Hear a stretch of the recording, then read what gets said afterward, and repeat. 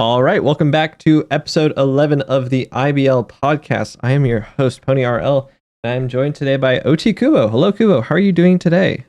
Hello, Pony. I'm doing fabulous today. I'm happy to be here on the podcast today. And alongside Kubo, we have hvbuddy. Hello, HV. How are you doing today?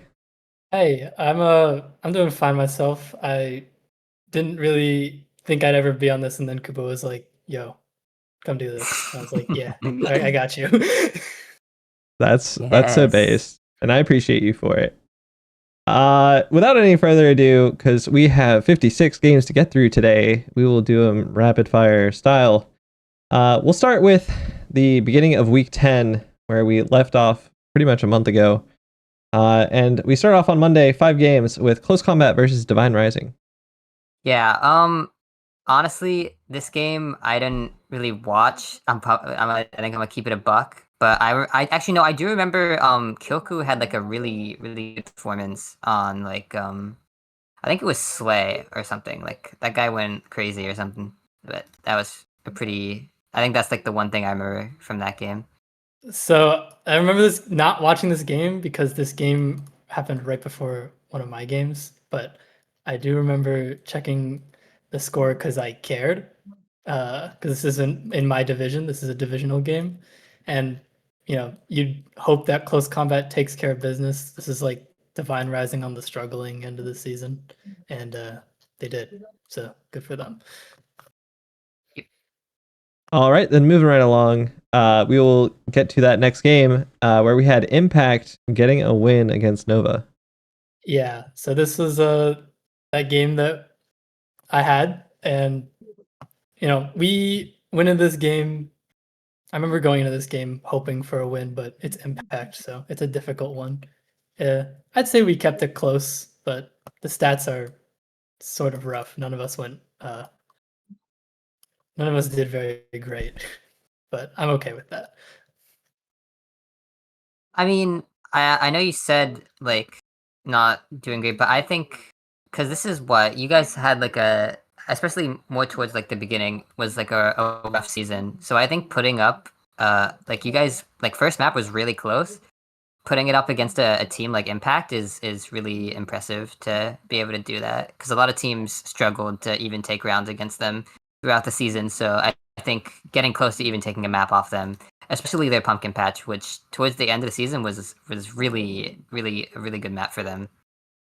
All right, then moving right along. Next game we had on our schedule, and one that we're going to see repeated very soon. We had the Syndicate taking one over on the Donut Kingdom. Yeah, no, this game was like I think I remember watching it live. It was a while ago now, but I think this I'm trying to think. I don't think it affected me whether who won or not, but I remember watching it and it was like it gave off vibes from if you remember last season, like their playoff game where they like went to round seven every single time basically. Like that's the kind of the vibes I got off this because obviously it wasn't round seven at the time, it was round six, and then round seven, but it was like really close. Like anytime a team won, it was like insanely close. And even the stats show that. All their stats are like so even compared to one another if you compare them. So it's just this game was crazy. Like Bamsey, honestly, like especially towards the end of the season, which we'll see from future DK games. But Bamsey, towards the end of the season, was having a really good season, and he's been putting up good numbers for his team. Like he even like I think he passed Eevees in Coast or something like that towards the end of the season, just because he was having so many good games. So that was cool to see. Yeah, as like this game being so close makes the playoff match all more exciting, especially with the history of last season's matchup. But I mean, my favorite thing about this specific game is that the top frags of both teams aren't who you expect it to be. It kind of showed that like other players are definitely shining. Um, you'd expect Fui to top frag, but actually Gray and Control both outdid him this game, and you'd expect Brunted or Eevees to top frag, but it was Bamsey. And I think both these teams have a lot of X Factor players who can show up on the right day. And I hope it's a good playoff match. Yeah, no, Yeah, definitely. I think we want to watch. yeah, crazy game from Gray as well. 1914, wild. for sure. You know, Gray's really good. Gray's crazy. All right. We had A League action to start off the day, but we moved down to the B League where we had Impulse getting a win over the Shinjikeito. I can say with utmost confidence, I did not watch this game, but because both these teams, well, one of these teams was just out of playoffs at this point in this season, which is Shinji. I didn't really. I mean, all I can really say looking at these stats at a glance is that looks like John Deist had a good game and Derpelt as well, but they couldn't get the win anyway. The Shinji have struggled this season, which sort of surprised me, especially with how good of a season Derpelt has had. Yeah, no, 100%. I will say the thing. I think I watched this game. I believe I remember watching it, and I think the surprising thing was how, like, despite having such a relatively poor season, like not great season from Shinjikeito, they put up a good showing against Impulse, which went 10-5, which is pretty good considering like they're like one of the higher up teams. So I think them being able to take it to a map 3 and a round 7 on the last map is pretty impressive for Shinjikeito to be able to pull that out. All right, then the last game we had on Monday was an eventual playoff game where we saw Mousetrap beating Goth Money. Yeah, the thing. Okay, so Mousetrap, honestly, I think they're throughout the season they had like obviously it wasn't like a bad season or anything, but they went 10-5, which to me was shocking because I think, in my opinion, they're like just definitely a top 2 B League, and I think the fact that I mean, I guess a lot of teams didn't do like completely amazing apart from Arcane Academy, but I just would have assumed they would have won more considering their lineup. They have an like extremely good melee team, like Hyla, Kiswetti, like as a duo, insane at melee. So it's not surprising that they were able to take this game with not too much of a fight from Goth Money. But Kipler's had an amazing game for his team, though. He put up an amazing showing here. He went going 15-7 is kind of crazy, despite like losing that fast. Like that's a really good performance from him. Kipler's has been putting in a lot of work for Goth Money, so he deserves his recognition there. Yeah, I feel like the elephant in the room for this stats sheet is just easily Kepler's. Like that might be the single game highest carry percentage I've ever seen. That's 75% right there. 15 kills out of the 20 is really crazy work. But Mousetrap are a very dominant all-around team, and I don't know. Kipler's is an MVP candidate, but it's not enough to be one of the top teams here. Yeah. All right, then moving along to Tuesday. First game of Tuesday, still in the B League, we had Eternal Rising getting a win versus Hang Plus 10. I remember seeing this game. I remember thinking that this was going to be light work for Eternal Rising, and they went to map 3 here with a very like dominant map 1 from Hang Plus 10 here. I guess this was probably the first sign that Hang Plus 10 had like better odds in the playoffs, and you know they made me some money in that playoff game, actually beating them. So it's a good revenge story for Hang Plus 10 losing this regular season game. I don't know.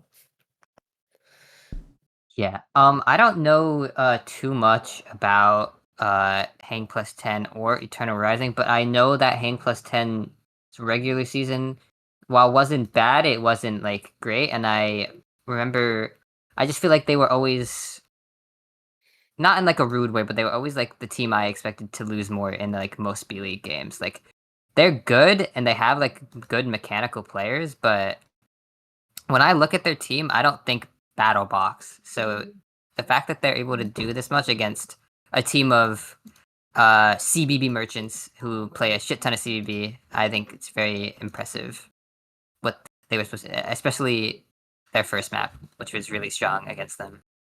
All right, then the next game we had on our schedule, we had the Donut Droppers getting a win against Shot Glass. Okay, this honestly, I'm trying to think because I don't know anything about Shot Glass, so they didn't have an amazing season. Actually, some would even say they had a poor season, and I didn't know because I didn't watch any of these games, so I don't have too much to say about this. But Pig is having a really good game here. Not surprising. I think honestly, Donut Droppers, to me was on paper a really good team. So them doing this well doesn't surprise me. Yeah, I think these are both teams who didn't make the playoffs this season, but I feel like Donut Droppers had many games throughout the season showing that they had potential to do well, especially with certain upsets. But 100%. I don't know. Shot Glass struggled this whole season. This is sort of a not shocking game in the grand scheme of things. All right, then a pretty consequential game going towards the end of the season. We had Close Combat taking a loss to the Arcane. This game was really important in this last week. That division, looking for the name, the Arid division was 3 teams were scrambling for that playoff spot, and these were 2 of them going at it. Close Combat really needed this win. They were almost arguably in one of the best positions to win the division, but Arcane with a Kel Awesome sub in or call up, I guess, take it dominantly. Yeah, no, Arcane having a really good game against Close Combat here. And this game, as HV said, was very, very important. If Close Combat were to take this game, they would have had a safe in playoffs with how the rest of the season went. But Arcane showed up, Grungy and Boyle both doing really good on their team. Tipo doing well as well. Just everybody putting in the work, and they were able to not sweep, but very close to sweeping Close Combat. All right, well, the Arcane's joy would not last long, as the very next game, they took a loss to Impact. Yeah, no. To the surprise of nobody, Impact showing a complete dominant game against the Arcane, completely 8-0ing them. Delano going nuts, going 12-1, just showing how dominant they are in this regular season. It's just crazy how good they were. It's crazy how much they could do to just any team. They just took apart any team that they fought, and it's just so crazy to me. Yeah, Impact really don't mess around. I remember hearing, or I don't know how many times it happened, but this is at least the third that I know of where Impact have like truly just defeated an opponent and made them like 8-0 or 8-1. Like they had some crazy good showings, especially Arcane being a playoff team. 8-0ing is impressive. Then for the last game on Tuesday, we head back down to the B League for another Shot Glass loss, this time to Hang plus 10. Yeah, I'd say once again that beyond, okay, Shot Glass had a rough season, and I don't think it got any better throughout the season with like I think some people stopped. I think some people got traded, if I'm remembering correctly. I hope that's right. Or dropped out. I forget. Doggin and Packers, I believe. Yeah.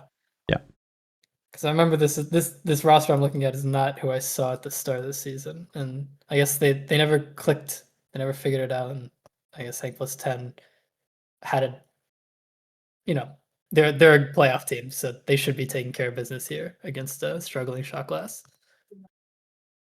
Yeah, no, as HV was saying, but there's just not much to say here. Eng plus 10, just a playoff team having a really good game against Shot Glass, who unfortunately did not have a great season and lost Doggin, who was, as far as I'm aware, a pretty good player. So that definitely hurt their roster and definitely hurt their games.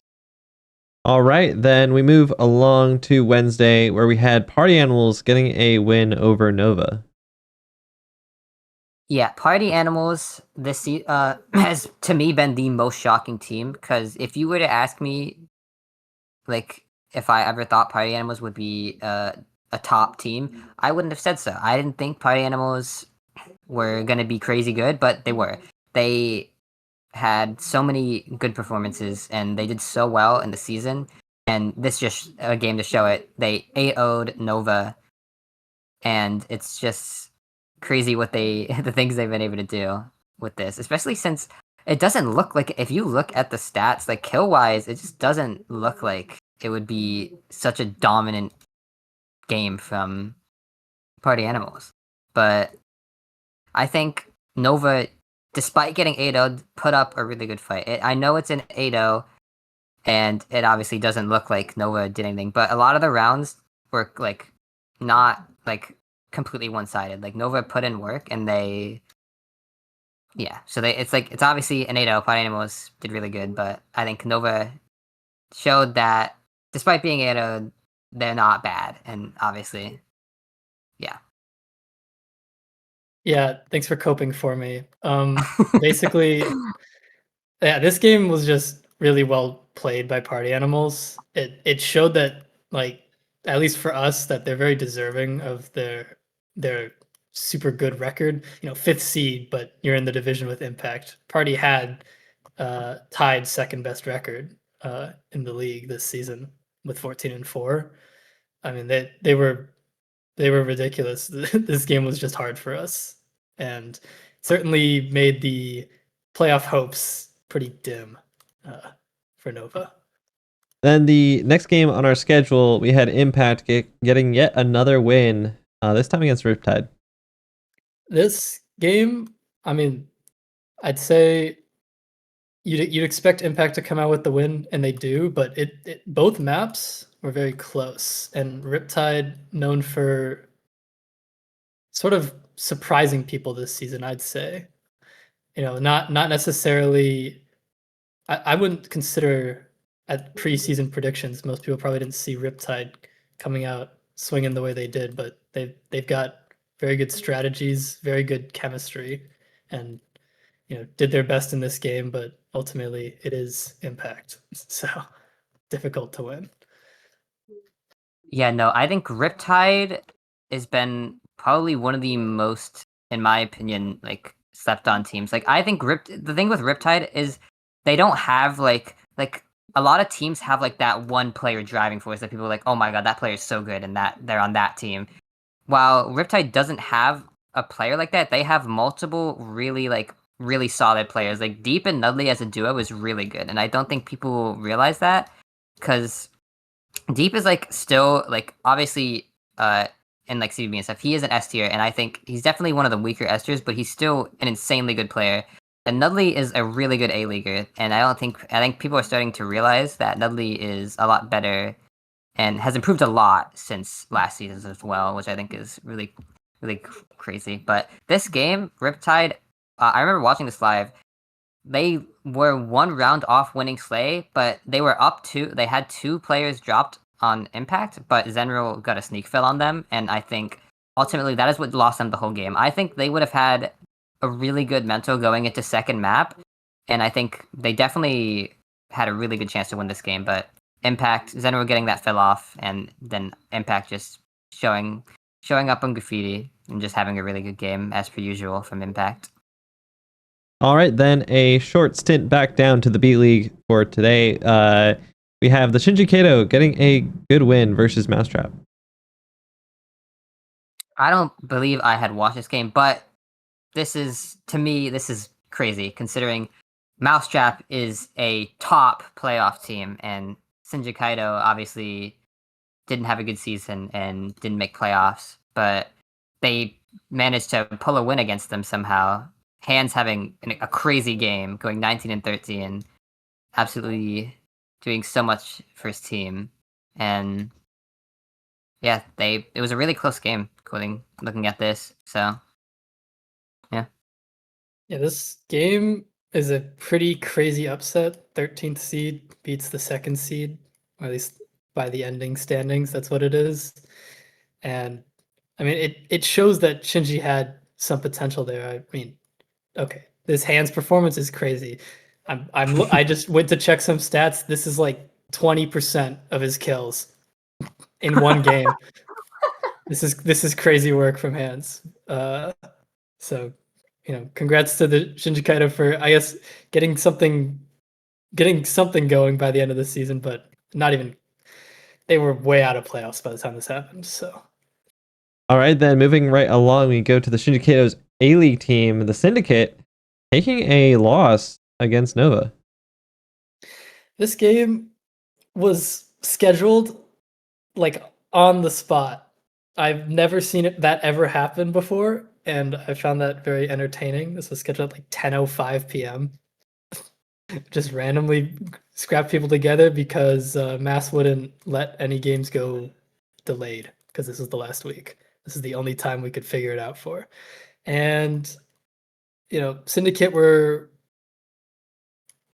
missing Control Z, which I think this game may show how important he was to that roster, as they had to call up Derpel to play for them. And I'd love to glaze my team and say that this was like a showing that we could have been something in the playoffs, but say this game has a little bit of an asterisk with the timing and all that. But this is a good showing from Nova. At the end of the season, it made playoffs possible for a moment. Yeah, I remember I didn't even know this game happened because, again, as HB said, it was literally scheduled and then immediately happened as it was scheduled. So I remember just being messaged. I was like, Nova just like destroyed Cindy, and I was like, what? And then I look at the stat, and I'm like, what the hell happened? And then I ended up watching it, and Nova just played really well in this game. HV, the GOAT, hitting a 1v3, which was really tough.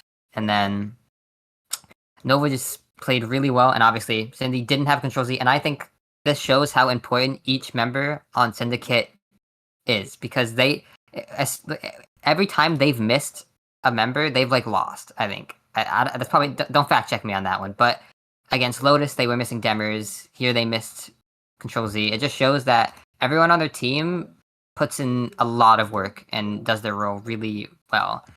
And I think Nova still being able to beat this with Derpwood, because Derpwood is still really good, is really impressive. And I think it just shows that Nova could have stood a really good chance if they had managed to make it into playoffs. All right, then moving right along, we had Eternal Rising getting another win on the week, this time against Shock Blast. There isn't much to say here. Eternal Rising being a playoff team, fighting a already very struggling Shock Glass, it doesn't surprise me that they just swept them. Yeah, I mean the Shock Glass beatdown continues. I feel like this is the third time I'm saying this, but this is just the end of a struggling season, and they're still struggling. So this is what happens. I mean, Eternal Rising showing that why they're 12-3. I mean, 5th seed, but 12-3, which is crazy. The way divisions work. Please remove them next season. We'll see. No need to dwell on that though, because next on our schedule we had a good game. We had Party Animals versus the Donut Kingdom. Yeah, this game was. I remember watching this game because these two teams had second, third best record at the time, and I wanted to see what happened. And a super close game, 2 round 7s going to map 3, and I think almost one of the more interesting things to point out is that statistically, Donut looked like they did way better, but Party obviously getting a fill here or there, and I guess sort of showing that you don't have to outdo them mechanically to win. I think what you're saying is like, I think Party Animals is like the best team to prove that, like that whole mechanics thing, because I think a lot of Party Animals games, stat wise, like Party Animals is always really evenly split because they all equally do as much as another usually. Like it's all very even. All their players do it equals amount of work as the other. And with Donut Kingdom, I think DK thrives off the fact that I'd say they probably have the best trio in the league. And obviously this game shows it, all three of them doing really amazing, but it wasn't enough to beat Party Animals strats, which I know Party Animals is a really, really strat heavy team. They're very good at knowing, like, making strats and countering whatever the other team's strats is. That's what they honestly what I'd say they're known for. I'd say that's definitely their strong suit, is just knowing what you're gonna do. So I think it's just a really, really close game, but Pyrene almost managed to defeat Donut Kingdom. All right, then the next game on our schedule, one that didn't really matter for playoffs, but you had the Thunder getting a win versus the Shinjikeito. Did you watch this? I'm just gonna interrupt. I did not watch this. Okay, I did, so you don't have to. I don't want you to act like this game was serious, because it wasn't. Yeah, okay, go ahead.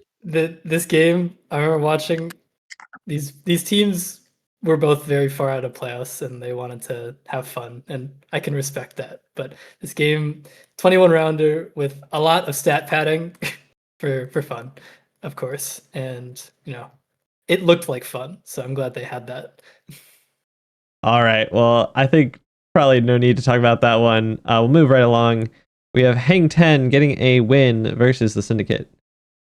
I don't remember this game, strangely, but Syndicate lose to Hang 10 almost surprisingly at the end of the season, because Syndicate, third seed and all, definitely viewed as one of the best teams. I mean, they performed probably the most upsets of the league, but they lose one to Hang 10 and a upset the other way.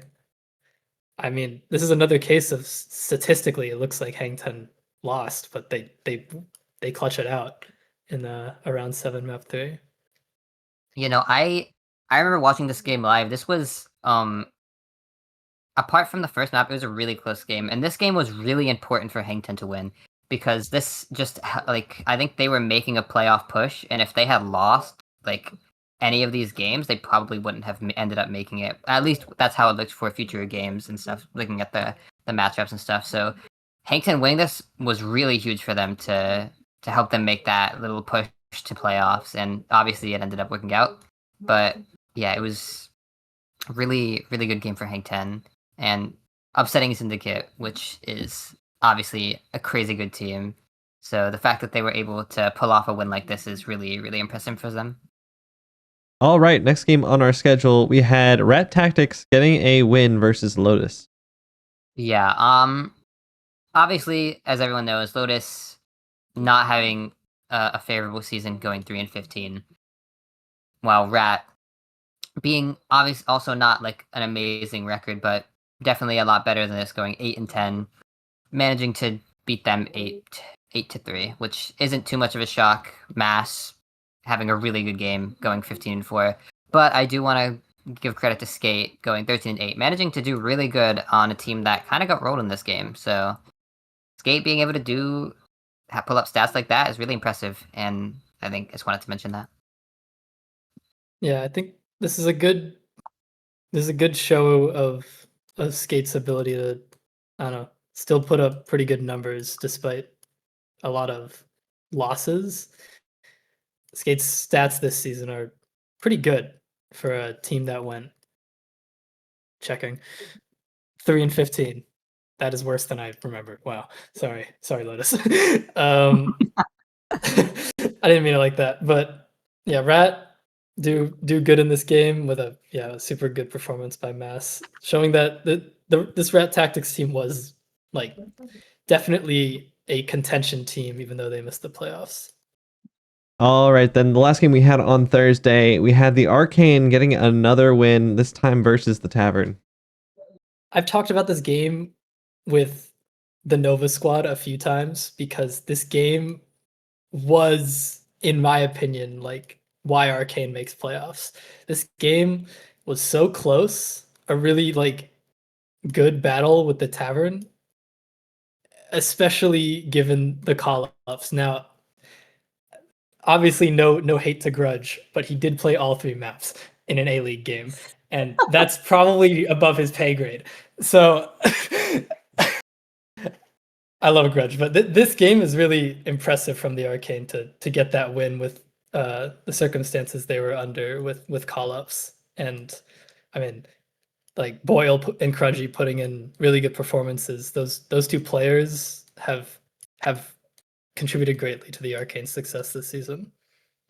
Yeah, I think Boyle and Crungy are definitely the star players for Arcane, definitely their driving force. I think those two have been putting in a lot of numbers throughout the season, and this game is just one of those instances where they both put in a lot of work. And Grudge was also there. Just want to shout out Grudge. But on the side of Tavern, Fufi put in a lot of work as well, going 19-11. So I'm not too surprised at how this game went.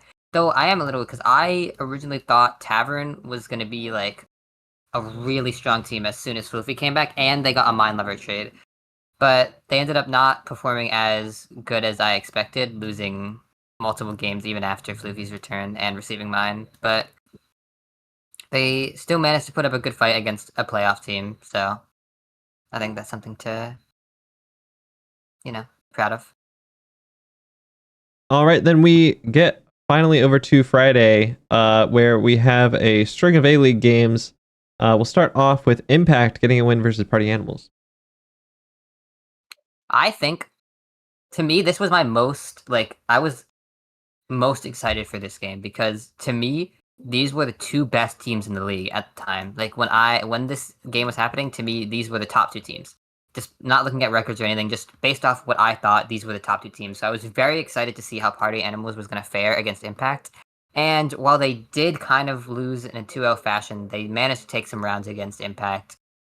But this just, again, shows how completely dominant Impact is. Zenro having an amazing game, going 16-8. Just, Impact is just, this season was such a force to be messed with, man. Like, they are crazy. Yeah, I mean, Impact really only. I think it's only one round. If I actually know, they lost that one game in 2 maps. My bad. But Impact 17-1 on the season. I don't remember if this was their last game. No, they had another one, but they just had an incredible regular season, and they put on so many dominant performances. I mean, winning in 2 maps almost every game. That this team just, even against one of the best teams in the league, still gets it done. Then the next game on our schedule, it's an interesting one for future reasons that we'll get to later in the podcast, but we had Serpentine getting a win versus the Donut Kingdom. Yeah, this game was an interesting upset to watch. I mean, Donut were on pace to have a very. I mean, they still got a great record, but they could have been a 15 or 16 win team here. I forget if they played again, but they lose to Serpentine here, and I think this is like a sort of the beginning of Serpentine's climb to, I guess, being one of the best teams in the league after being very close to out of playoffs for weeks coming up till week 10, and this was a very needed game for them. Yeah, no, this was such an important game for Serpentine. I think at this point we had basically given up on playoffs. We were just convinced it wasn't going to happen, but winning this game gave us a little bit of hope, being able to beat a top team. And I do want to point out one little fun Easter egg is the round 7 on the second map. Both teams joined the same VC for fun, and we played that last round out in the same VC together. So that's just a little Easter egg that a lot of people probably don't know. The lore. A little Easter egg that you can find for yourself is that Kubo went 18-3, which I didn't even realize till right now. That is Kubo having a pretty good game there. I do want to credit Bamsy on Space. Bamsy's Space, he put in so much work. I believe he got 10 kills or something on Space. He had such a good Space. So that was really impressive from Bamsy. All right, then the last game of Friday, we had an Arid Division showdown with Nova getting the better of Close Combat. This game, almost confidently, I think both teams considered the game to decide who makes playoffs. Comically, neither of them do, but Nova get the win here pretty dominantly again. We gotta have a really nice back end 2 games to end our season here, going out with a bang, if you will. But I really thought we made playoffs after this game. but Arcane had something else to say about it. So, but yeah, this was a really important game in the Era division. This I think officially knocked Close Combat out of the playoff contention.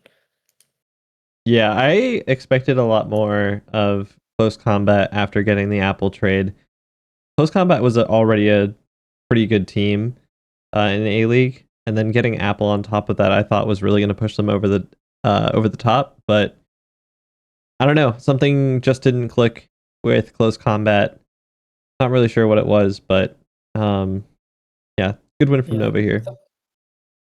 All right, next game on our schedule on Saturday to start us off, we had Impact getting a win versus Hang 10. Yeah, no, this is just another showing of Impact's dominance, going 8-2 against Hang 10, which obviously not many people are surprised considering Impact is just been doing this to every team this season. But this was a very, very unfortunate loss for Hang 10, as was during their playoff push. I think they had not necessarily a failsafe, but losing to Impact wasn't the worst thing for them. Like they still had a really good chance to make playoffs regardless of losing this game, but it definitely hurt to lose this game because I think they're just guaranteed playoffs if they had won this game. But obviously, beating Impact is a big ask. So yeah, another case of Impact doesn't care that you're a playoff team. Impact will still beat you really, really handily. I mean, one thing to note, I think, and this says a lot about Impact in my eyes, is Zenral, is their top frag of the season, is the bottom frag of this game. There's not many teams where you can say that happens and they still win. Everyone on Impact is able to pick up the scraps when someone is not doing as well as they maybe want to. 100%. All right, then a kind of dagger for Rat Tactics. They then took a loss against Riptide.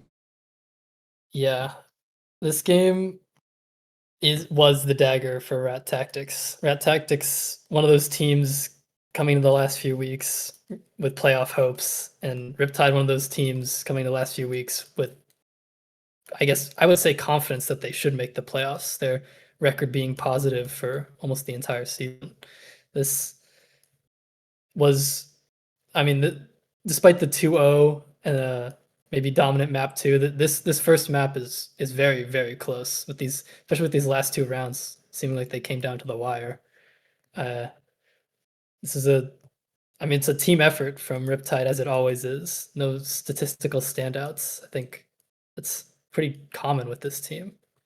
No, I would say for this game, it was definitely not a happy day for Rat because this game basically just guaranteed them out of playoffs, as this was such an important win that they needed, and unfortunately they weren't able to grab it. But I think I don't know if this was the first game, but I think it may have been the first game where they had Giant Laser Gecko on their team. I think they signed them right at the end of the season, and she had a really good game, top fragging, which is really impressive considering Mass Marvelous is on the team. So I just want to point that out at least. But Riptide obviously just having a better game.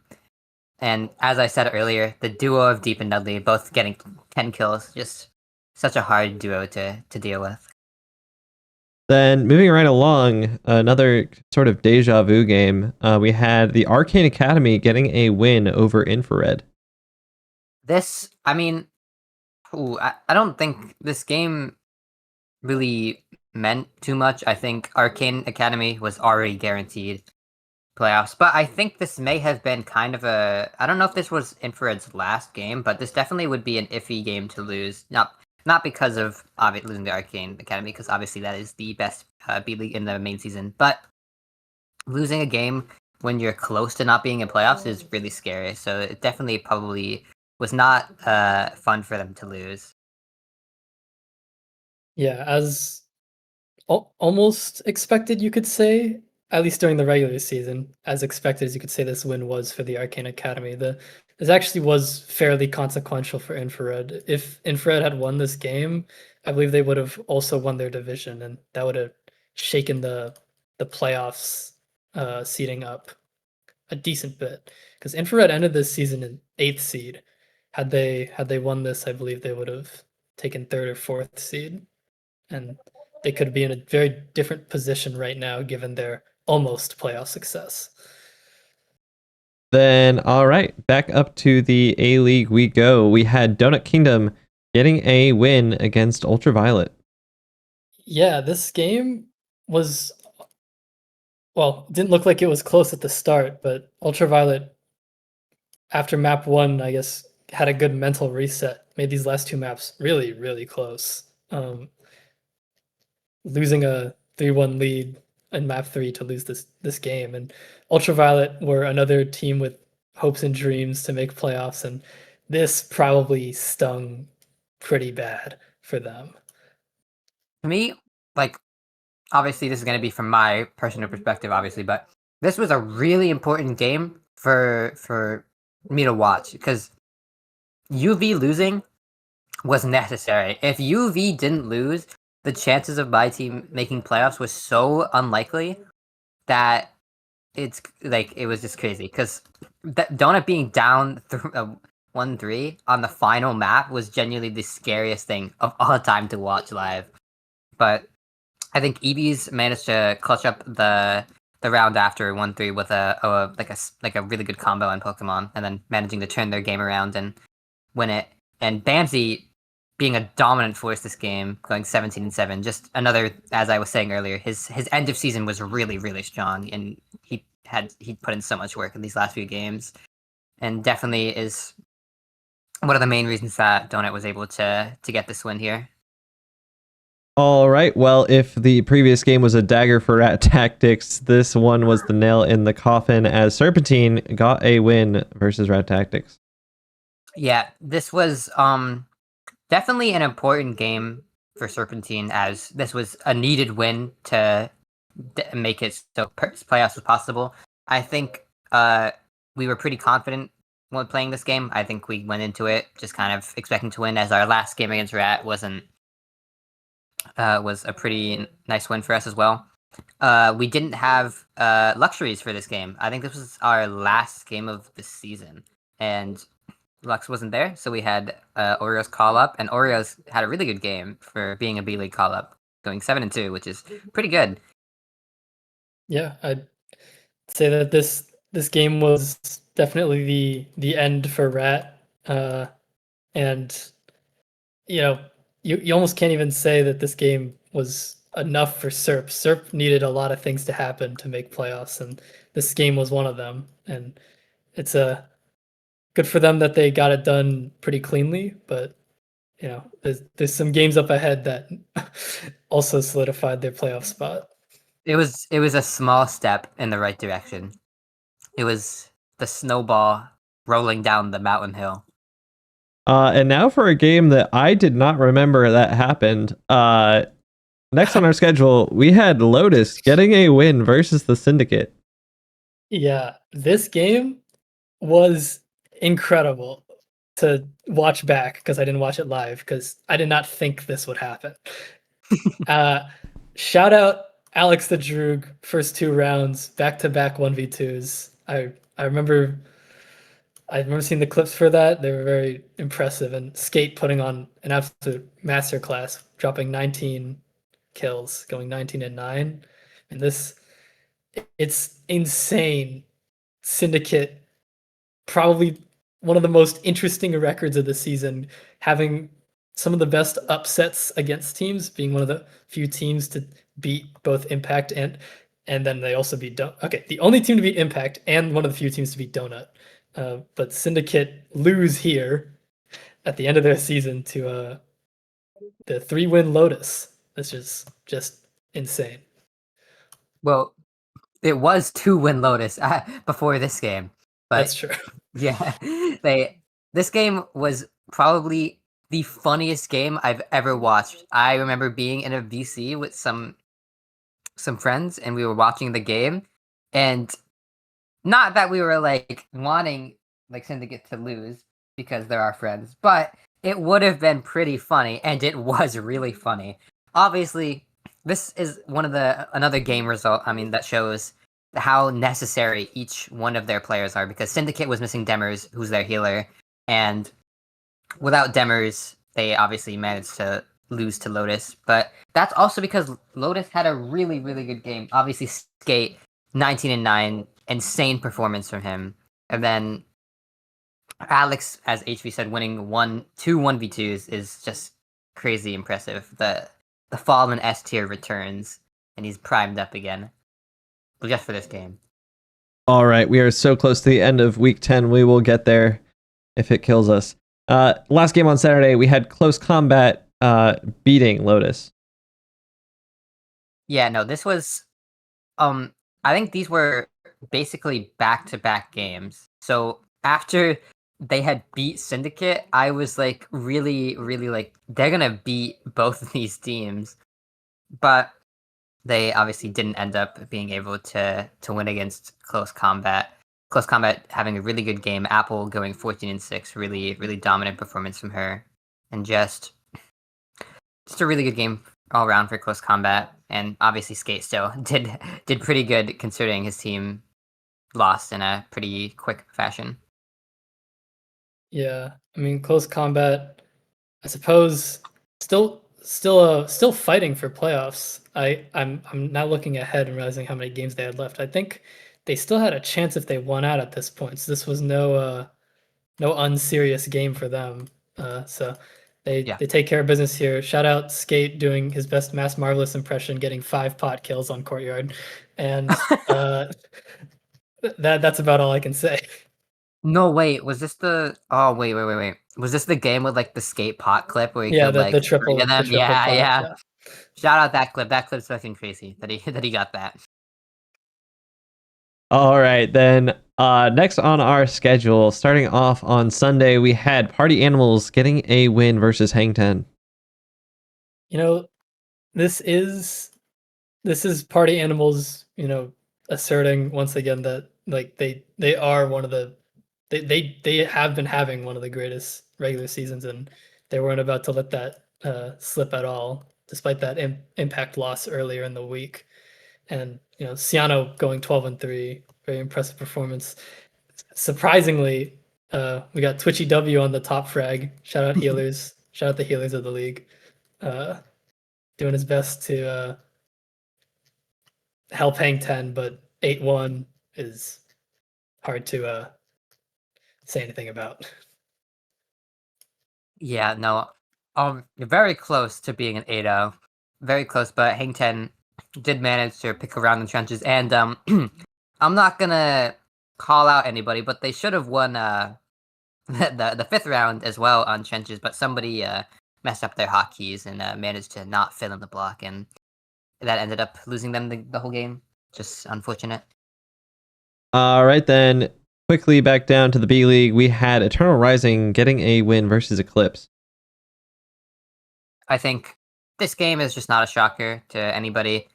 Eternal Rising being obviously having the 2nd best record in B League, I believe, and then Eclipse being one of the bottom teams, having, I think they went 4-11 with their record, so obviously they didn't have a particularly good season. I think very early into the season they ended up losing HV, and HV was definitely a very crucial player on that team. So losing him was definitely a big loss, and I think that just all around added up to them not having a particularly good season. And Eternal Rising is just such a dominant team in the B League, so this game is not much of a shocker. Yeah, love my B League to death, but for the second season in a row, it was just not meant to be. A lot of things went wrong. They got picked up a couple wins at the end of the season, which happy for them, but this was probably not and was not going to be one of them. Eternal Rising, just a great team. All right, then a bit of a consolation win. We had the Tavern winning out against Divine Rising. Yeah, this is good for the Tavern, at least in terms of asserting themselves as a team. because I think by the end of the season, a lot of people were talking about teams at the bottom, and Tavern, I guess, want to show that they weren't all the way at the bottom here. Divine Rising, obviously, with a couple B League call-ups here and a total collapse of a season, could not win this game against the Tavern, who had a decent attempt at a bounce back once Floofy came back.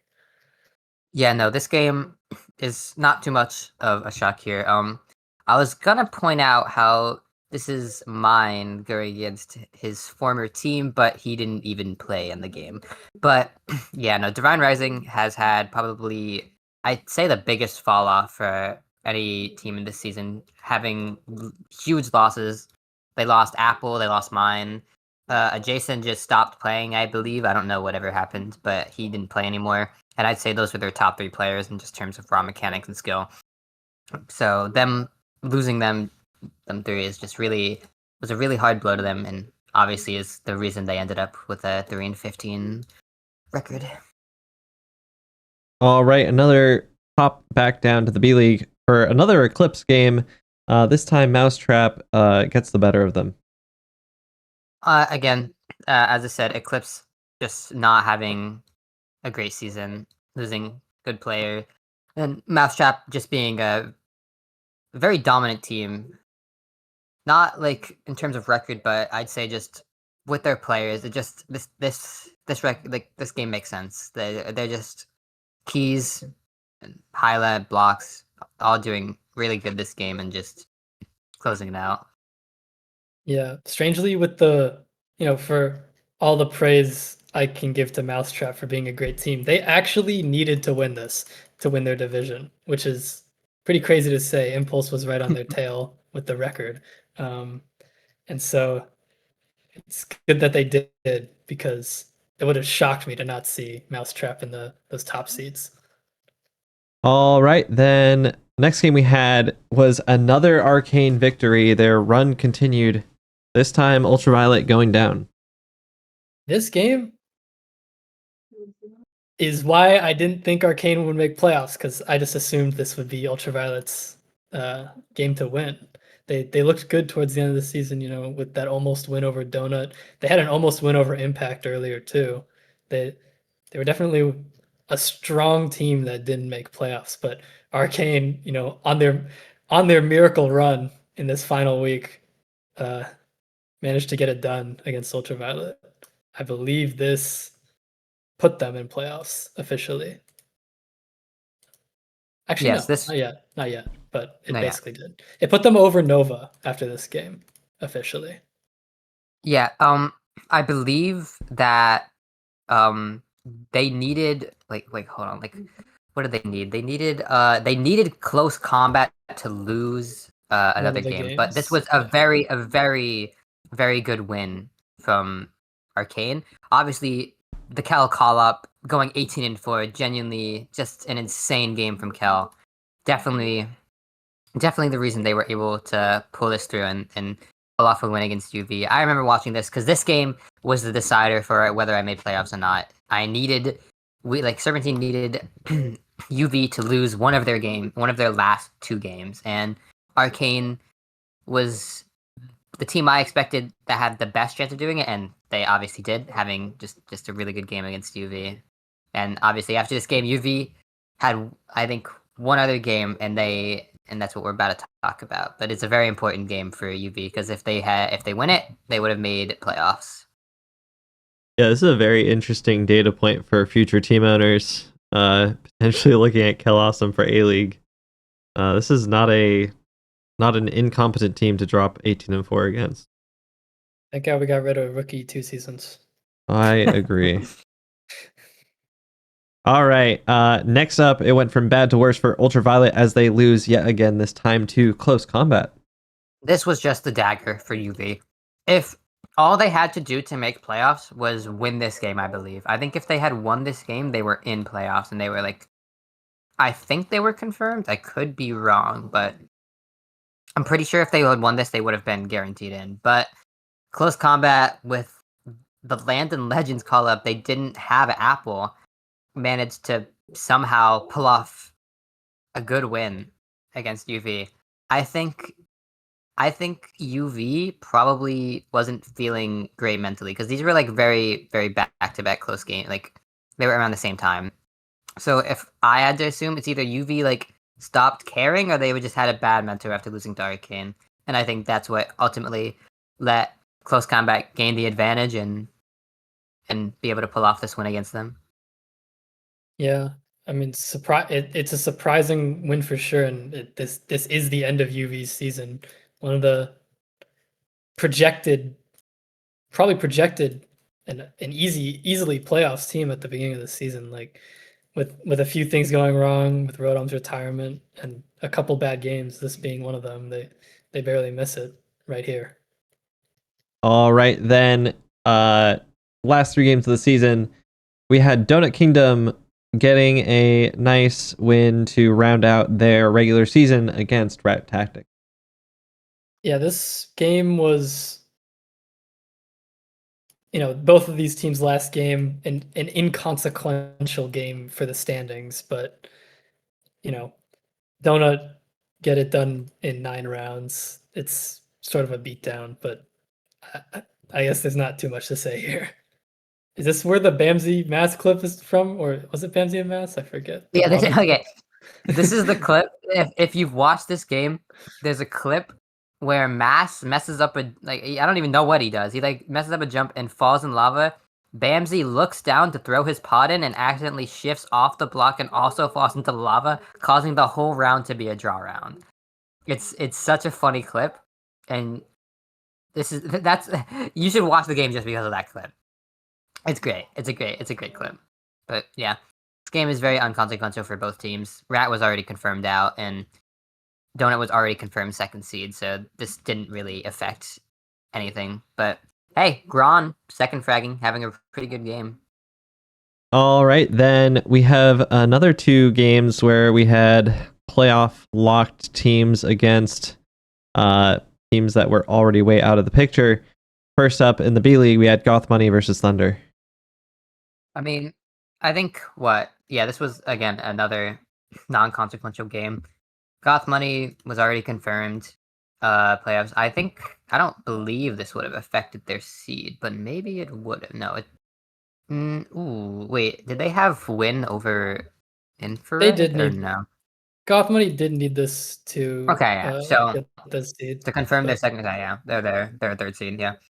So this game was very. They definitely wanted to win. Obviously, they would have made playoffs regardless, but definitely for their seeding, they wanted to win. They were able to do it in a dominant fashion, just 8-0ing them.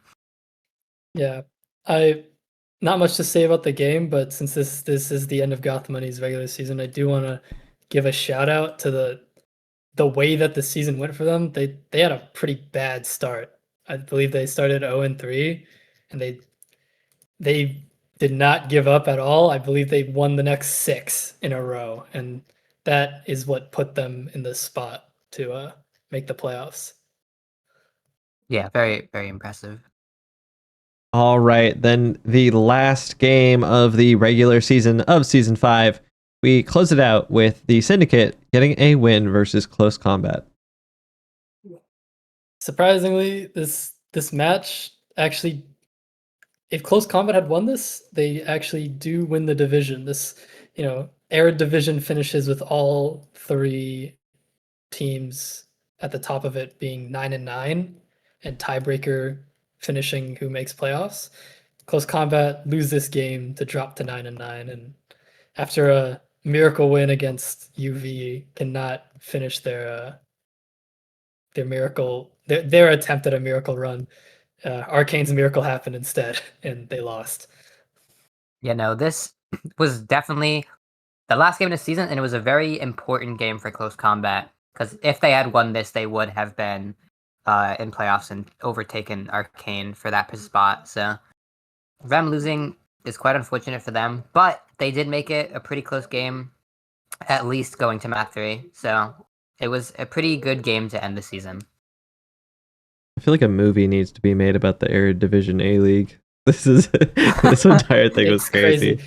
It's crazy because if you look only within the division, it's actually the least interesting thing in the world. Because Arcane went 6-0, Nova went 4-2, Close Comment went 2-4, and Divine went 0-6, with exactly what you'd expect. Like there was no like 1-1s between teams. It was always like 2-0. So, but outside the Yeah, division made it super spicy with all of them going 9-9. definitely. All right. Well, we have finally made it to the end of the regular season, and we can start talking about playoffs. To start us off, we had all of our B League quarterfinal games happening before any of the A League games happened. First one that we had on our schedule, I don't even say the days. Days aren't even real anymore. We had the Arcane Academy defeating Infrared in quite dramatic fashion. Honestly, this game was, I feel, a lot closer than a lot of people expected because Arcane Academy has been an extremely dominant force throughout the regular season, only losing one game. So the fact that Infrared was able to even get so close as to almost winning against them in the playoffs, one round away in the final map, is just it's just a crazy performance. Dippy having a fucking monster game, going 30 and 18, which is just like a crazy stat line for a playoff game that isn't like finals. It's just genuinely super impressive from Dippy, and unfortunately it wasn't enough to win the game, but it shows he put in a lot of work, and they did a really good job against such a dominant team. Yeah, I mean, as someone watching this series, this I just thought it was a wrap after map 2. And you expect when the number 1 seed goes up 2 maps that we're done and dusted here, but I mean, Infrared put up like an incredible fight. I mean, map 5 round 7, can you ask for anything else? There's 5 missing rounds in this table. Like they almost played as much as they could with, and of course Dippy with 30 and 18. That is, I'm fairly certain, the most kills in a non-final game from Yeah, anyone. definitely is. So just an insanely good watch if you have not seen it. Yeah, for me, Skullad going kind of crazy. I feel like everyone knows Colosseum goes crazy on this team, but I think Skullad really stepping up when I won't say 19 and 17 is a quiet game, but by Colosseum standards, a little bit. So good from Skullad to pick it up. Yeah, no, Skalad, it's a very, very good player. Skalad just doesn't get as much praise as he is, unfortunately, on a team with Kalasam. Not like unfortunately in a bad way, but I'm just saying, obviously, people are gonna look at Kel before they look at Skalad. I think Skalad had a really good season, so. All right, then the next quarterfinal game we have on our schedule, we had Mousetrap taking a win against Sugar Rush. This game was a interesting one. I think it is interesting that this game went to map 4, given that none of the maps went past Jesus, went past round 5. Every map seemed to be, I don't know, just dominant by one specific team. I mean, Hyla putting up an insane stat line, 16 and 4. We'll get to the other Mousetrap player who puts up one later, but uh, it's, I mean, Mousetrap just show that they mean business. 10 and 5, they don't really care about that anymore. It's the playoffs. It's a blank slate. They really look dominant in this series. Yeah, no. I think Mousetrap went into playoffs with the mindset that they're just gonna win it all. And obviously they've been showing this dominant performance here. Obviously they got 4-0'd on Waterville, but every other map they only lost one round on each of those maps.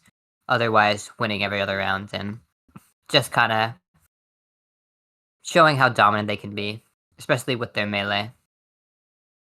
Also, a shout out to Saru for going Shout 17 out and Saru. 13. I missed that when I looked at these stats the first time. All right, then the next game on our schedule, we had Goth Money getting a win versus Impulse.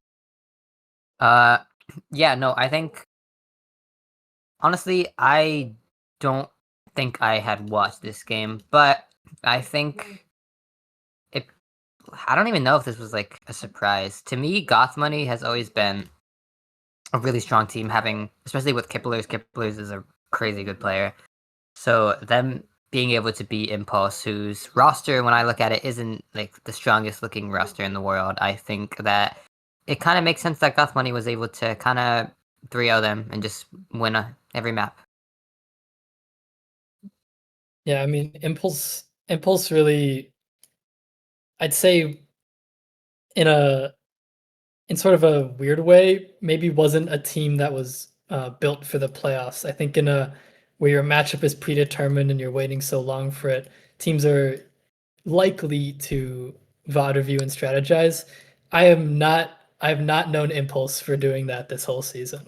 So it's my estimate that Goth Money came far better prepared for this game. And Kipler's 17-5, showing again, like he has so many times this season, that he's one of the best speed leaguers. Goth Money, what a team. What a team. Good bounce back. Warriors last season was Yeah, a no. mess. All right, then we time travel a full week, and we get the last B League quarterfinal game between Hang Plus 10 and Eternal Rising. Yeah, this is the revenge game for Hang Plus 10, knowing that that regular season game was winnable, having taken a map comfortably off of Eternal Rising. I believe they went into this game with confidence, though perhaps many in the Twitch chat did not have that same confidence, because Eternal Rising were 12-3. You do not expect a first round exit from them, but Hang Plus 10 with incredible performances from Yeetus and Sage, 22 and 21 kills. They squeaked this one out, round 6 or 7 for every single map. Don't notice what I just said, please. Oh, good. Yeah, I think this is not exactly like. I mean, no, I would say it is kind of like, to me, it's kind of an upset because Eternal Rising was a really dominant team during the regular season, and Hang Plus 10, while they didn't have like a bad season, they didn't have like the best season they could have had. So I think them being able to pull off this win is really impressive. Especially, like, I want to point out Yeetus and Sage both having over 20 kills. Really impressive performance from both of them. Definitely the driving force as to why they were able to pull this one off against a very strong Eternal Rising. Yeah, I think Eternal Rising, I mean, Wrecked by John had a crazy regular season. Joint top frag with Jolly Skill for Eternal Rising. Just not, sometimes it's just not a person's day. And, I think in the playoffs, you need everyone clicking. And, I don't want to put I'm not saying this is just one person's fault, but I think it's just unfortunate that we didn't see the best from everyone on Eternal Rising. All right, then we get to a slew of A-League quarterfinals. First on our plate, not an upset by seeding, but an upset by maybe predictions. We had the Arcane taking a win versus Party Animals. I think, as you were just saying about last game, about having you need everyone to be clicking, and I think this is a great showing of that. Arcane, all of them putting in really good amount of work. Obviously, Crungy with the top frag rule with 22 and 17, which is a really good game from him. But everyone on that team was doing a lot, and I think this game was the start and was what to me was going to show that this was going to be the most interesting playoffs, with obviously not an upset in seed, but it was an upset. Everyone knew it was an upset because Arcane not having the greatest season, whereas Party Animals was known as such a dominant team. So the fact that Arcane was able to pull off such a win like this is just genuinely insane. Like, this is one of the if another game in this playoffs didn't happen, this would have been the biggest upset to me. But we'll get to that soon. Yeah, I mean, if you had told the 1-5 Arcane after week 4-ish that they were about to make the playoffs and win and win the first round against the second best record in the league, they wouldn't believe you. They really wouldn't, especially with roster shuffles throughout the season.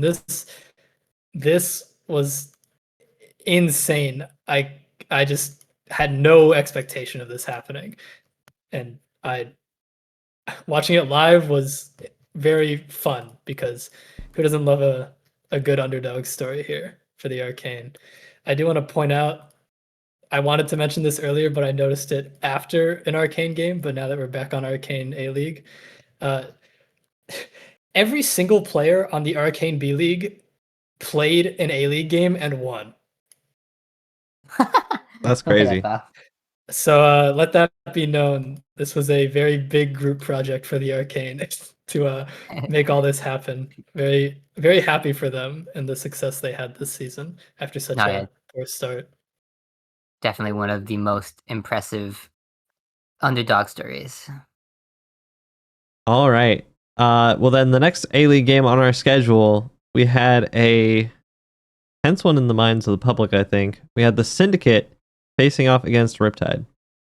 Yeah, this game, it looked like we were gearing up for another upset in the A-League. I mean, Riptide take the first two maps almost dominantly. It seemed like Syndicate weren't really waking up, showing their how good they could be, and it only takes a little bit of momentum to build and some confidence to be gained to get that form back, and Syndicate bring it back on map 3 and keep the ball rolling for one of the, if not the only at this point, reverse sweeps in playoff history. Has this ever happened? Yeah, I don't believe it has. I think this is the first time it's happened.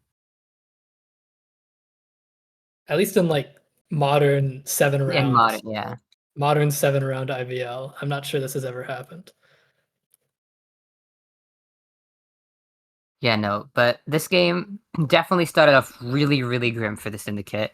Losing 4-0 on their map pick is definitely not how you want to start your game off, and definitely wasn't good for their mental. But I think by the time it came to third map, Syndicate, something clicked. They started to wake up. Fui started to perform at his usual level, as he wasn't performing as good in the first two maps. And I think once he started performing, I think everyone on the team was like, okay, and we can win this. And they got their mental back, and they were able to pick it up and reverse sweep Riptide, making sure that they were not going to let another team get upset already in the playoffs. Yeah, quick I do want to point out Nudley. Oh, yeah, you're gonna. Yeah, I was going to say that. You say that. I was going to say a huge shout out to Nudley, not carrying or anything, but definitely having an insane stat line for her team's general performance. I think is that not the kill record for playoff, not including B League obviously, but regular, not finals? I think that is, but I could be wrong. A-League playoff? I'm not sure. Because I think it is. I could be wrong, but I'm pretty sure it is. And yeah, really impressive, especially with how the rest of her team had performed. All right. Well, then, the game that was heard around the world coming up next, we had number 1 seed Impact versus number 8 seed Serpentine. And boy, was this a game. This was, in my opinion, one of the coolest games to happen so far. I think nobody had expected this outcome. So many predictions, every single one, every single 90% of the serious predictions, Impact obviously wins and beats Serpentine every time. But somehow Serpentine managed to pull off such an impressive win against Impact, which has been shown to be such a dominant force. But I will say, I think if there were any team that Impact would not have wanted to go against, I do think it's Serpentine. Serpentine or Syndicate, I think, are the two biggest kryptonites to Impact, as Serpentine in their second game in the regular season against Impact lose to one round. It was a map 3 round 7, and they barely lost to Impact in regular season. So I think Serpentine is definitely one of the better odds of beating Impact, and this game obviously shows that, being able to win. And it was such a close game. Like, it started off with 4-0 on Slay, which is just expected. Serpentine's not good at that map, but every other map was like really close, round 6 and round 7s, and it was just an insanely close game.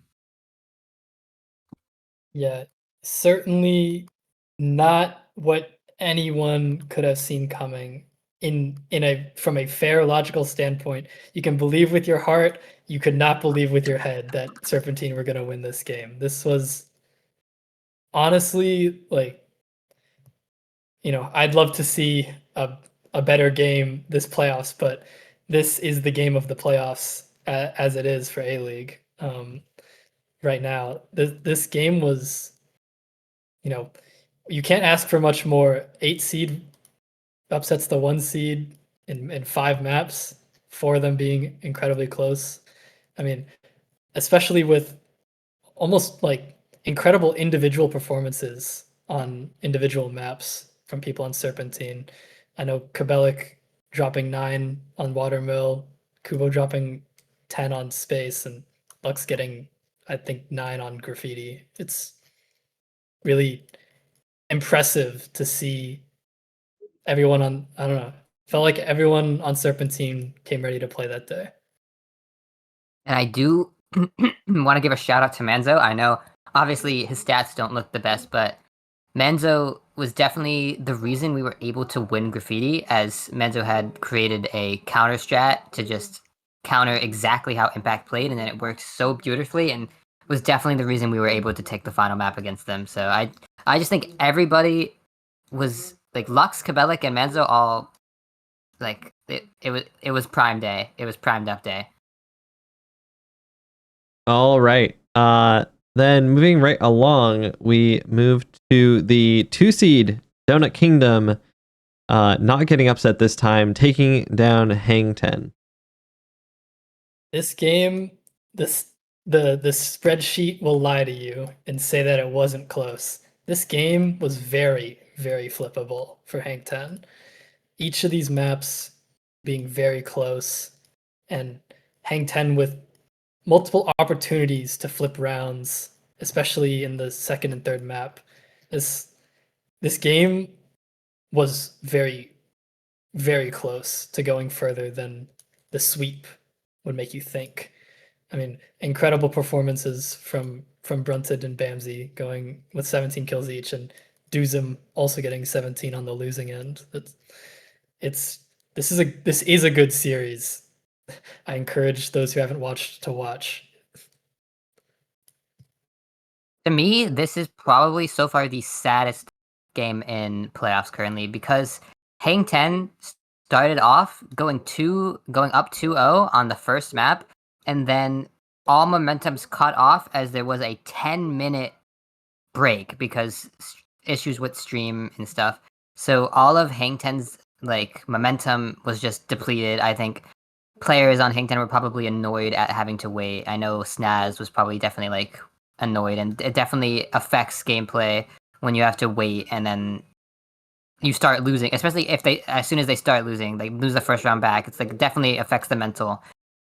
Again, Courtyard, so close. They lost 1 round because I think Twitchy had messed up his hotkeys and they just didn't get the fill. Like they didn't get a fill, and it was a draw round, so they lose 3-4. And then I believe Graffiti, again, super close, but I think last round Twitchy had hit Gron off of middle, but he turned away too fast, and Gron didn't fully fall off, so Gron was able to get back onto the middle and complete the fill, and just, yeah, it was just a very unfortunate game for Hang 10. I could literally see it being opposite. I could literally see it being a Hang 10 3-0 if things had gone their way that day. So just really, really unfortunate for Hang 10. But Donut showing that they are still a very dominant team. Yeah. If there's anything to say about this first round of A-League, is that this season is very, very competitive. every 100%. team, no team looks fully dominant in the playoffs right now. All right. Well, then back down to the B League we go for our first set of semifinal games. Our first one to kick us off was a Mousetrap win against Goth Money. Yeah, I think this game I think Mousetrap already putting up a dominant fight against Sugar Rush and beating them earlier in the playoffs. So this game, putting a same map record, beating them 3-1, just really showing how dominant they are at the game. And this is the best KD I believe has ever happened. Keys going 21-1, just domination from the side of Mousetrap and Key Sweaty, and just unfortunate for the side of Gothmany. I believe Kipler's definitely did not have a typical Kipler's performance, and I think that definitely affected them, and definitely is one of the main causes as to why Mousetrap was able to so easily defeat them. Yeah, it seems like Mousetrap have once again forgotten that you can have more than 5 rounds in a map, because this happened in both series. But Mousetrap looked dominant, played dominant. I mean, the Keys 21-1 is impossible to ignore, but the 16-7 from Hyla is also an incredible stat line. Mousetrap, unlike what I just said about the A-League, do look dominant in this B-League playoffs so far. All right, then over to the other side of the bracket, the Arcane Academy, never making it easy for themselves, but they get it done versus Hang Plus 10. Yeah, it's like deja vu. Here we go again. Let's win the first 2 maps and then get scary close to losing the series.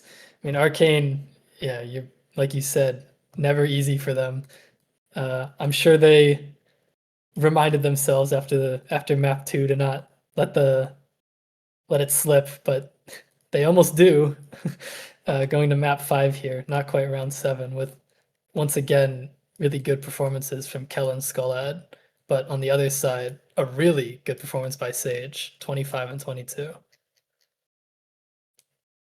Yeah, no. Our Arcane Academy, they love going to map 5s. They love making life hard. They love almost getting reverse sweeped, but they managed to pull it out right at the end. Honestly, I'm pretty sure it's one of their weaker maps, Spaceship. So the fact they were able to pull that out is definitely impressive from them. Hang Plus 10 definitely showing that they were a dominant force to be messed with, not be messed with in the playoffs. They really put up good numbers. Sage dropping a lot of kills and also a luxurious amount of deaths, having 22 deaths, but 25 kills to back it up, so still going positive. Whereas I think this could have been such, like, it was a good game for Skullad, but I believe he had like 18 kills or something going into the 4th map, and then he kind of fell off steam a bit and only managed to get around 4 in the last 2 maps, but still really good game for Skullad and Kel, and even Gato just had a really good game as well. Arcane Academy just managing to squeeze by once again and make it to finals. Yeah, gonna have to ask them to pull that map 5 magic again for the finals.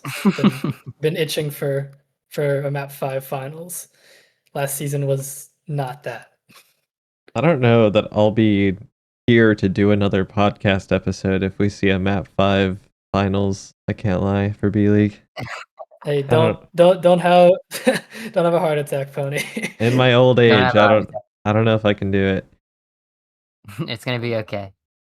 But what a treat this season's finals have been. This has been just so fun.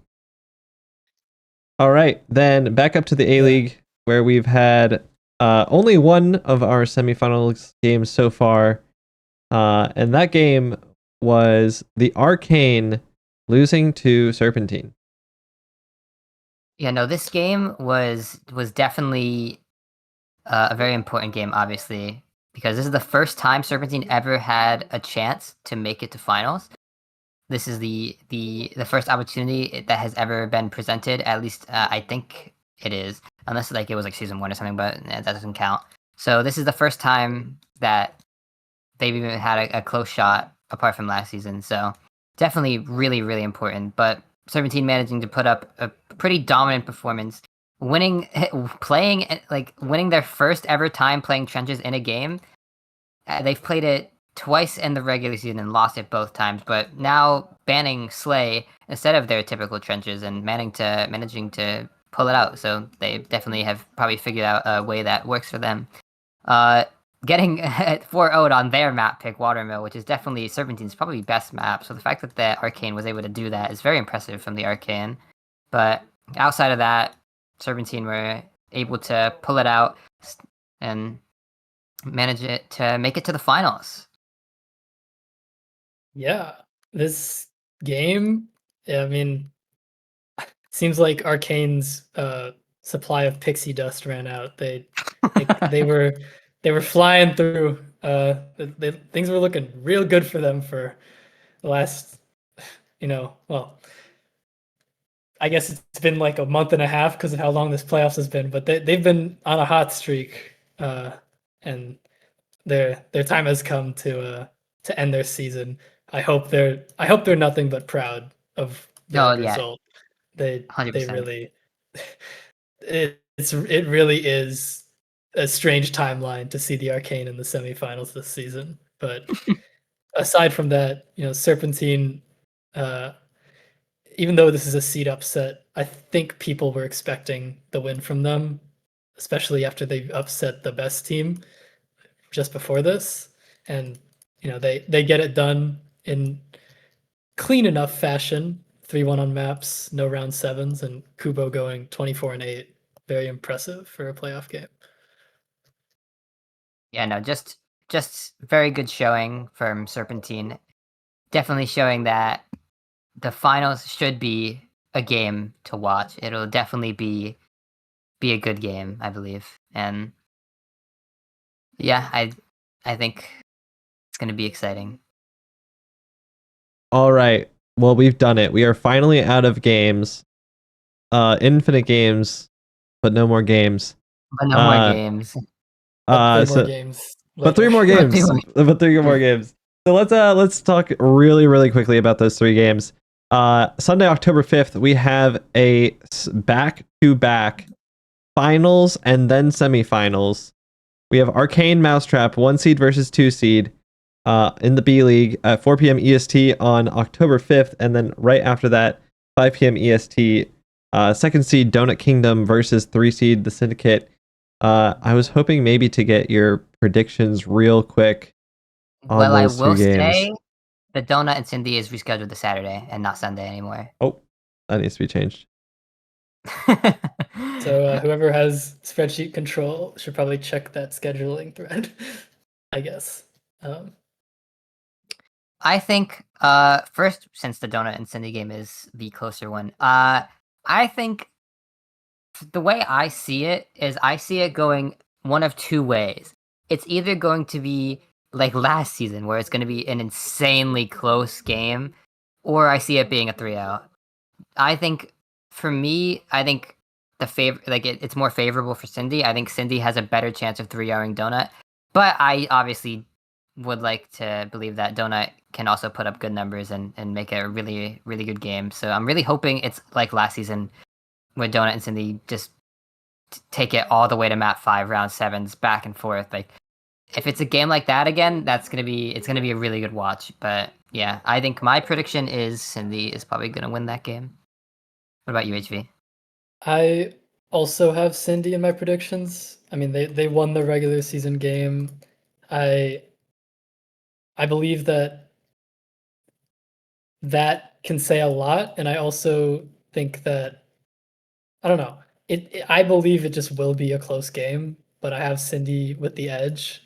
I trust in last season's Clutch Player of the Year, Controls Easy, to clutch it out, and I also believe that I don't know. I'm believing in Fui, who has had an incredible season to continue that. I'm gonna go against the panel we've got going. I'm gonna put Donut Kingdom on my prediction card. I think just the trio that they have, I think, is a little bit stronger than Syndicate's trio. In my personal opinion. I still think this game is crazy close. I think it definitely is a stronger trio, but I think Syndicate has a more well-rounded team, whereas Donut relies on their 3 heavy hitters. Well, we shall see. Find out on Saturday. Find out on Saturday at 5 p.m. EST. Is that when it is? Yeah. Okay. All right, moving right along. B-League Finals. Who do you guys have? I personally have Mousetrap right now. I think, despite I believe Arcane won the regular season game, within the playoffs as a bubble, I've just been really impressed with Mousetrap. And Arcane, while getting it done, it's looked a little scary for them. And I I imagine that if they win, then that can be a story of perseverance. But right now, it looks like they're struggling harder, and I see Mousetrap just look better right now. No, I completely agree with you. I also have Mousetrap winning currently. I think Mousetrap has put up a definitely more dominant showing in the playoffs compared to Arcane Academy. I think they are really ready to take this home, and obviously Arcane Academy isn't going to go down without a fight, but I think in the end that Mousetrap is going to be able to take the win. But I think we'll get to see a beautiful showing from their top frags. I think Kel and Skolad and Hyla and Keys. I think it's going to be a good clash, and I'm excited to watch that. Yeah, some of the greatest rookies of the season are all in B League. I'd say that Kel, Keys, and Hyla have turned out incredible and can all play at an A League level by this point in their careers. Yeah, so 100%. Excited to see that all go down. It'll be a good watch. Oh man, I don't know if I want to give my opinion on this game. I am so nervous about this game. Arcane Academy is a really good team. Yeah, I think I'm not going to put my 2 cents in. We'll let just I will not be speaking either way. All right. With that will do it for the IBL podcast. Thank you both so much for your time. You have been amazing guests, and I really appreciate you making the time for this. Of course, thank you for having us. It was a good time. It was some good fun. Yeah, this was definitely a good time. It's good to remember how much has happened since week 10 was, like 2 months ago. Yeah, a nice blast of the past. Yeah. All right. Yeah. Well, that'll do it here for us at the IBL podcast. Thank you so much for watching, and we will see you next week. Maybe. Maybe wait until the last finals happens. Yeah, maybe. We'll see.